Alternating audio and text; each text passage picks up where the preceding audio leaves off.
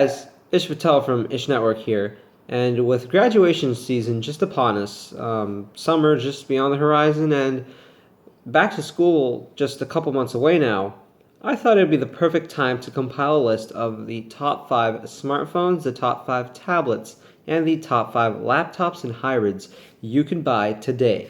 So, this video, I'll be going over the top 5 smartphones you could buy going out into the store today. And just the future forecast, there aren't any major releases expected within the next 3 to 4 months, so you should be fine if you're going out to buy a new device today or anywhere in the near future. So, starting off at number 5, we have the OnePlus One.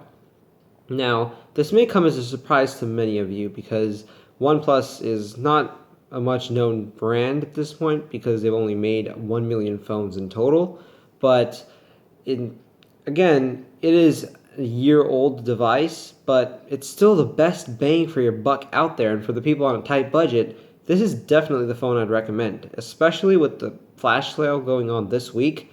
OnePlus has dropped the price on their 16 gig variant to $248, and they have dropped the price of their 64 gig variant to $298. So if you think about what you're getting, a 2.5 gigahertz quad-core Snapdragon 801, an Adreno 420 GPU, one of the best 1080p displays out there on a device, 3 gigs of LPDDR3 RAM, along with just a feature-packed device that's designed quite well to rest in your hand.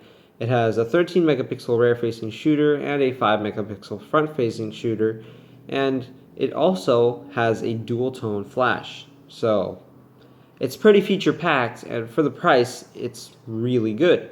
So it still stacks up well against today's flagships because it runs either Cyanogen OS, which is an Android build based off Cyanogen mod team, or Oxygen OS, which is OnePlus's own take on Android 5.0 Lollipop.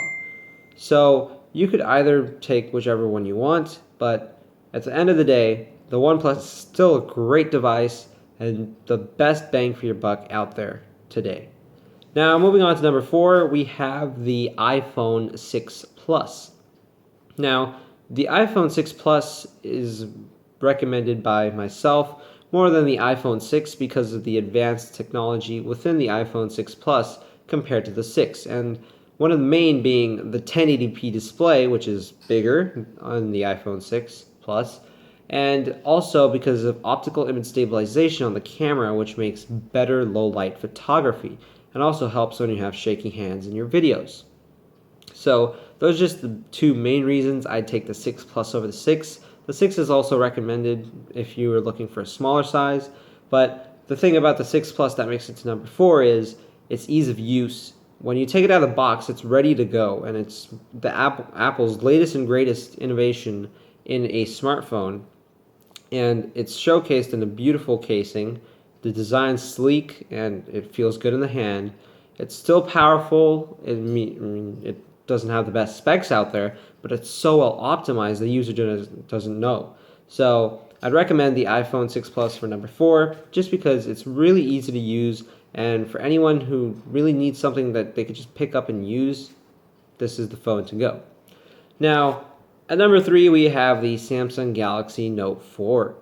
Now, this phone is for the power user. With a gorgeous 5.7-inch Quad HD display, Samsung has really outdone themselves. You know, Samsung has always been known for their displays, but they really, show off on the Galaxy Note 4. The display is beautiful. It makes for a great viewfinder for its amazing 16 megapixel rear shooting camera, as well as the 3 megapixel front-facing camera they have.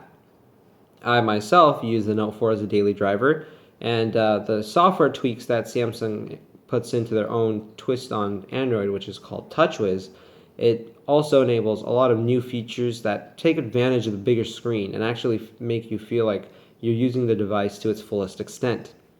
Not to mention, it's rated the highest phone on the Consumer Satisfaction Index for 2015. So just take a consumer's word for it. This is probably one of their favorite devices, and it's very well made as well. This is the Samsung's first take on a metal flagship with an aluminum body around the edges, but it still has that faux leather backing. Not to mention, the Note 4 still has the removable battery and the external storage, which I both use personally because they're really useful. And for the power user, they don't really have time to swap batteries or charge it up. They just pop one battery out, pop another in, or if you're a photo junkie, you can just slap in a micro SD cards, and there you are. You're good to go. So the Note 4 still represents Samsung's best attempt at creating the flagship phablet to be, and for its price, it really gives you a great value. And at number 2, we have the Samsung Galaxy S6 Edge. Now, this is for people who like phones that look really nice, but don't necessarily need the phone to last them an entire day. I'll explain why my top pick is not the S6 Edge. And, it has a great camera. The camera is probably one of the best cameras on any device. It's rated even better than the iPhone 6 camera, which is a first. And its display is gorgeous, curves around both sides. The design itself looks absolutely stunning and sleek, and it's feature-packed and crazy powerful. It has an octa-core Samsung Exynos 7420 chip, along with 3 gigs of DDR4 RAM on an Android device, along with some of the fastest flash storage available. However, the reason this isn't number 1 is because it lacks a removable back cover, which they have, kind of gotten around by all this wireless charging marketing. And it doesn't have an SD card slot. Micro SD cards, ever since I started using them, are a big thing. And they are for a lot of people out there because you could go out and buy, the lowest priced phone model available, for example, 16 gigs, and then just stuff in a micro SD card, let's say 64 gigs, which is about $40. And that's way cheaper than actually upgrading to the upper tier levels of onboard memory. So this is one of the reasons why the S6 Edge is not my first choice. However, it's still a great looking Android device, performs just outstanding. The display, as I mentioned, is on par with the Galaxy Note 4's. It's just super crisp, amazing, and just fun to use and look at. But it does have a problem that its battery life is not so outstanding. With my personal usage, I was able to get about 3 hours of screen on time max. And that's really just not enough to cut it. I've used other Android devices and they've lasted longer. Even the Galaxy S5 lasts about an hour and a half longer of screen on time than the S6. So moving on to number 1, this is the best smartphone you could buy today, is the LG G4. Announced back in April of 2015, this phone became available in most carriers just about a week ago, and it's been widely appreciated and applauded, and it's well deserved as well.